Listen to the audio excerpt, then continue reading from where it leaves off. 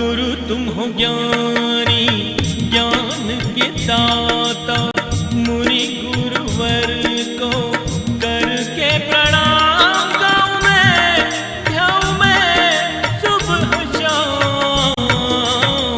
पुलक सागर एक नाम प्रसारण पुण्यार्जक परिवार जिन शरणम तीर्थ धाम के परम संरक्षक संघपति श्री प्रदीप मामा, प्रतिभा मामी, भोपाल। अरि माने होता है दुश्मन। अरिहंत की परिभाषा, अरि माने हंत माने नाश करता है। किसका नाश करता है? तो अरिहंत का शब्दार्थ क्या होता है? जो दुश्मनों का नाश करता है वह क्या कहलाता है? क्या कहलाता है? इसलिए एक पनडुब्बी आई थी, उसका नाम रख दिया था अरिहंत। तो सब समाज ने विरोध किया था। अरिहंत का शब्दार्थ तो यही होता है। वो जो मिसाइल थी वह भी क्या करती थी? दुश्मनों का। शब्दार्थ में तो यही आएगा। समझ में आ रहा? एक थोड़ा सा समझो, लिखो मत। किसी भी चीज को समझने के लिए 3 चीज की जरूरत होती है: शब्दार्थ, आगम अर्थ और भाव अर्थ। कितनी चीज हो गई? कौन कौन सी? एक होता है अन्वय अर्थ, शब्दों को समास कर तोड़ना, है ना? वह अन्वय अर्थ होता है। ये ग्रामर है। जिसको ग्रामर नहीं आती है वह जिनवाणी को नहीं समझ सकता है। समझ में आ रहा? शब्दार्थ, अन्वय अर्थ, आगम अर्थ, भावार्थ, फिर निकलता है अर्थ। समझ में आ रहा? तो अरिहंत जो है शब्दार्थ में क्या है? अरिहंत का शब्दार्थ क्या है?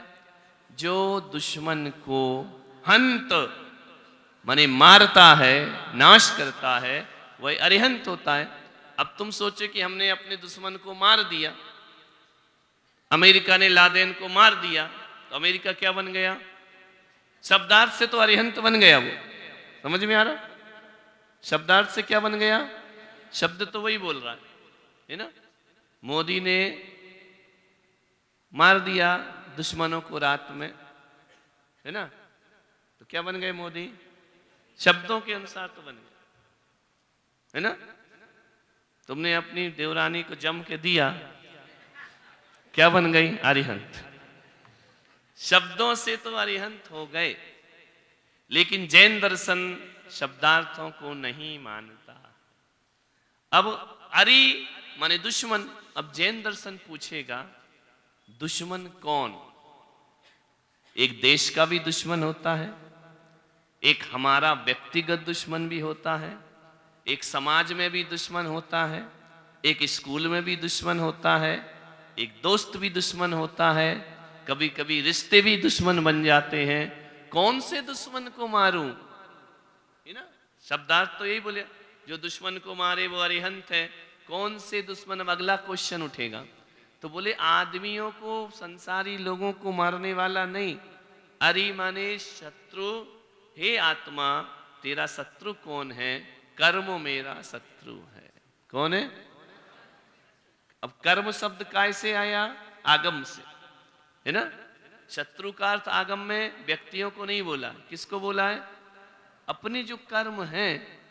तो जो कर्म, अब आएगा भावार्थ।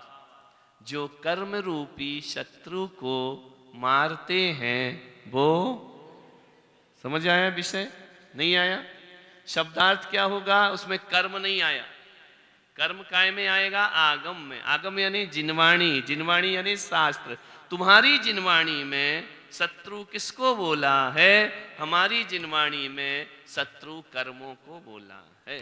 तो अब परिभाषा क्या बनेगी? जो कर्म रूपी मारते हैं वे कौन कहलाते हैं? अरिहंत। समझ में आ रहा विषय? नहीं आ रहा? बोलो।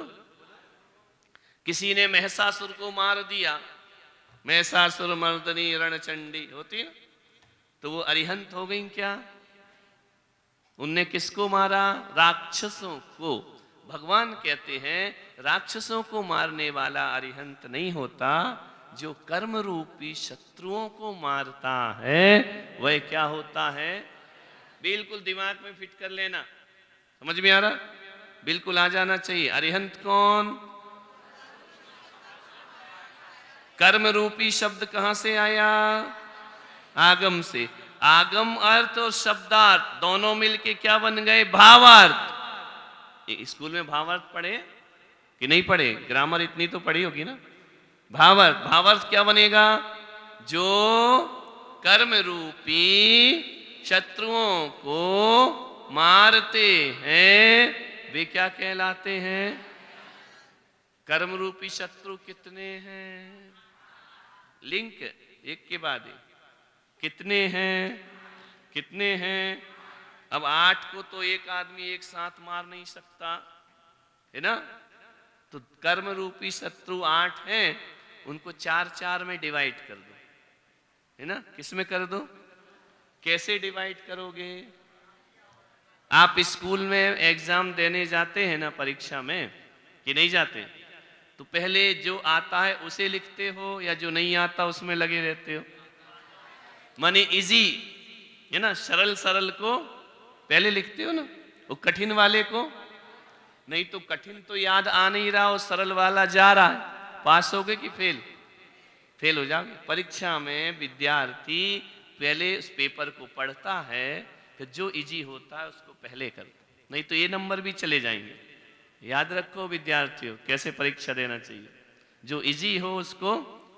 अब कर्म रूपी शत्रु, कुछ कर्म बलवान हैं और कुछ कर्म निर्बल हैं। समझ में आ रहा? नहीं आ रहा? तो बलवान कर्म में 4 को डाल दिया और निर्बल कर्म में 4 को, तो 2 प्रकार के हो गए, एक घाती और एक आघाती। कौन से हो गए? जो डायरेक्ट आत्मा का घात कर दे वह घाती कर्म। समझ में आ रहा? जो आत्मा का घात नहीं करता, ऐसा समझ लो अपने पास 2 चीज हैं, एक आत्मा और एक शरीर। कौन कौन सी चीज है तुम्हारे पास? क्या क्या है बोलो? ये घर मकान इनको मत लगाना। क्या क्या चीज है तुम्हारे पास? एक शरीर है और आत्मा, बॉडी एंड सोल, है ना? दोनों चीजें ना। एक कर्म ऐसे हैं जो बॉडी को प्रभावित करते हैं, एक ऐसे हैं जो आत्मा को प्रभावित करते हैं। जो आत्मा से फाइट करें वह घाती कर्म। समझ में आ? घाती कर्म किसे कहते हैं? जो आत्मा के गुणों का घात करते हैं। समझ में आ? घात माने नाश। जिनकी लड़ाई किससे चल रही है? आत्मा के गुणों से। एक वो होते हैं जो बॉडी, शरीर से जिनका संबंध है। क्लियर हो रहा? वह आघाती। आघाती क्यों? क्योंकि उनको आत्मा से कुछ लेना देना नहीं है, और घाती को किससे लेना देना है? आत्मा से। तो कर्म डिवाइड हो गए। कर्म कितने प्रकार के हो गए? अरिहंत किसे कहते हैं? जो कर्म रूपी शत्रु को, वे क्या कहलाते हैं? कर्म रूपी शत्रु कितने हैं? 8, है ना? उनको 4-4 में डिवाइड कर दो, तो एक ग्रुप काय का बन गया? घाती का। एक ग्रुप किसका बन गया? अघाती का। घाती कौन? जो भीतर अटैक करते, है ना? अघाती कौन? जो बाहर अटैक करते। समझ में आ रहा? क्लियर हो रहा विषय? कठिन हो रहा है? बोलो हाँ या ना। कठिन हो रहा है? है? क्या बोल रही? खड़ी हो जाओ।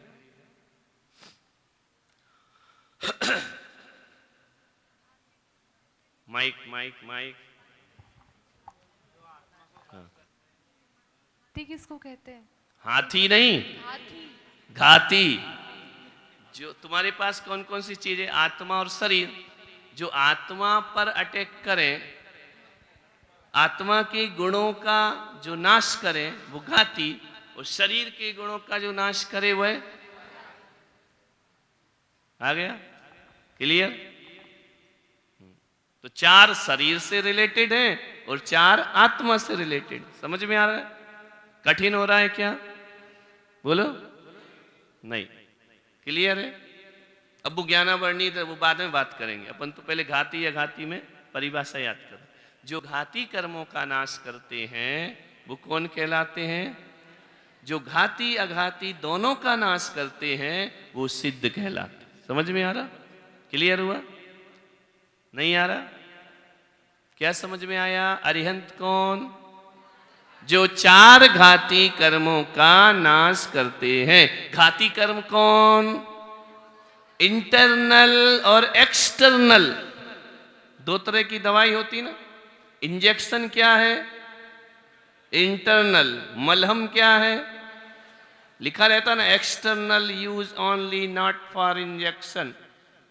लिखा रहता ना कि इसे अंदर मत ले लेना, ये बाहर की दवाई है। समझ में आ रहा? नहीं आ रहा? तो अघाती कर्म क्या है? एक्सटर्नल। और घाती कर्म क्या है? इंटरनल, भीतर। अब क्लियर हुआ कि अभी भी नहीं हुआ? तो जो इंटरनल कर्मों का नाश कर देते हैं वो अरिहंत, और जो इंटरनल और एक्सटर्नल दोनों का नाश कर देते हैं वो सिद्ध भगवान। क्लियर हो गया? बोलो चंदू जी। नहीं क्लियर नहीं, बोलो ना क्या हुआ? घाती अघाती क्या होते हैं? माइक दो, परफेक्ट बोलेंगे, वो याद होता उनको। नहीं देखे तो नहीं तो हाँ हाँ करने से क्या होता है? इसमें भी नकल कर रहे, ऐसे स्कूल में पढ़े हो। हाँ इधर दो, माइक दे दो दादाजी, आगे बढ़ाओ। बोलिए चंदू जी, समझ में तो उनको पूरा आ गया है। जो अंतर के कर्मों को मारते हैं वो धाती, और जो बाहर के कर्मों को मानते हैं इंटरनल। अंतर और बाहर से तो कल गड़बड़। जो आत्मा के गुणों का, जो आत्मा के गुणों का नाश करते हैं वो धाती। घाती। जो शरीर के कर्मों को मारते हैं वो नहीं। इतना धीरे तो तुम कभी नहीं बोलते हो कि आवाज ही नहीं निकल रही तुम्हारी। अभी तो तुम पूरा मंदिर हिला दोगे बोलोगे तुम। समझ में आ रहा है? क्लियर हो रहा है? विषय क्लियर हुआ? घाती और घाती, चार अघाती, चार कर्मों का नाश करे वो अरिहंत, 8 कर्मों का नाश करे। क्लियर हो गया? नहीं हुआ? दिमाग में उतर गया? हम किसकी पूजा करते हैं?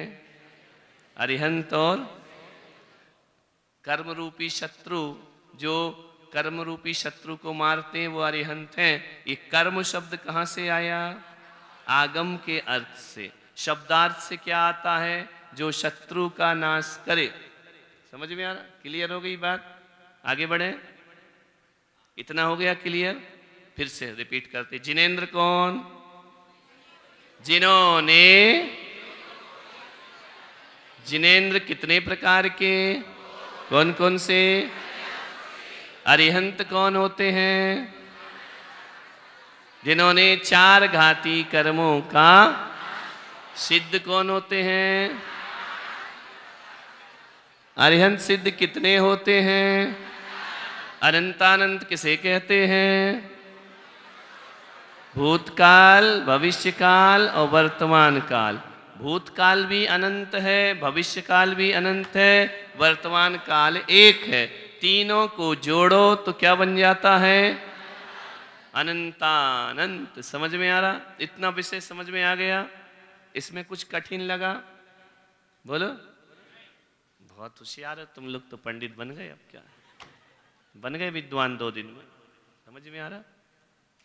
क्लियर हुआ? नहीं हो रहा? ये इंद्रियों को जीतना और हारना क्या है? जो इंद्रियों को जीतते हैं वो जिनेंद्र, और जो इंद्रियों से हारते हैं वो यही नरेंद्र, महेंद्र, सुरेंद्र, यही है। और क्या है? जिनेंद्र तो नहीं है। समझ में आ रहा? तो ये हारना और जीतना क्या होता है? फाइट करना है क्या? क्या होता है हारना जीतना?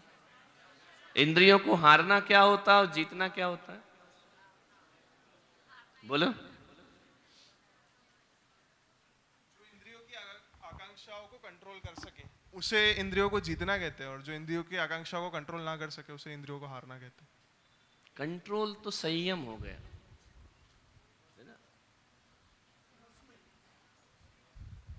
बिल्कुल। और कोई बता सकता है? हाँ बोलो, माइक दे दो।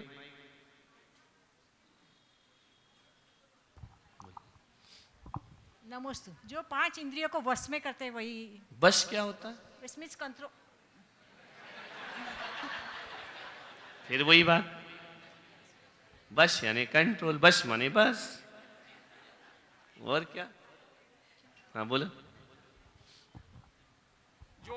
जो इंद्रियों पर विजय पाते हैं, विजय यानी इंद्रियों को, जीतने को विजय कहते हैं। हमने वही तो पूछा कि विजय क्या होती। इंद्रियों को वश में करते और कोई बता सकता है? और कोई नया उत्तर आ रहा हो? हाँ बोलो। एक मिनट, माइक आ रहा, माइक। इतनी अच्छी बात बिना माइक में कैसे बोलोगे? जो इंद्रियों के अधीन नहीं होता है। अधीन माने मतलब तुमने तो भाषांतर कर दिया, बस को अधीन कर दिया। मीनिंग बताओ। एग्जाम्पल, मेरे को भूख लग रही है, वो मैं अपने इंद्रियों के अधीन हूँ और मैं उस पर विजय प्राप्त कर लेता हूँ।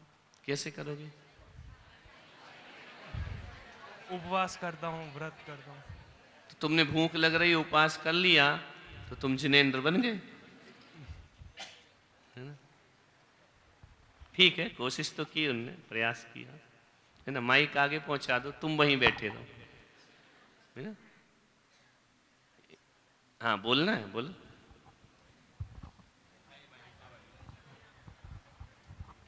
जो इंद्रियों में सुख नहीं मानता है, तो क्या मानता है? उसमें सुख होता ही नहीं है। नहीं होता? तो फिर यहाँ आ जाओ। प्रसारण पुण्यार्जक परिवार जिन शरणम तीर्थ धाम के परम संरक्षक संघपति श्री प्रदीप मामा, प्रतिभा मामी, भोपाल।